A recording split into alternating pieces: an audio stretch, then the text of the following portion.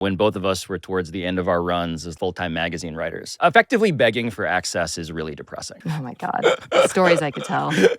So you can anonymize it if you want, but like, how would you convey to someone who doesn't know what it's like to try and profile a celebrity athlete, what it's actually like? I don't have to anonymize this one. I did the profile on Luka Doncic, and I went to Spain, and I was there for 4 days, and I spent 3 of the days just waiting to see Luka Doncic, to the point where like I had to basically jump into his car in Spain because I was like, I need time. I need to see this guy. So much of being a athlete profile writer was like, I think it's gotten way, way worse now. Well, maybe it's flipped around, and I don't know. I actually can't speak to it with terms of access, but like we were writing from like 2008-ish, 7-ish through 2016-ish or whatever.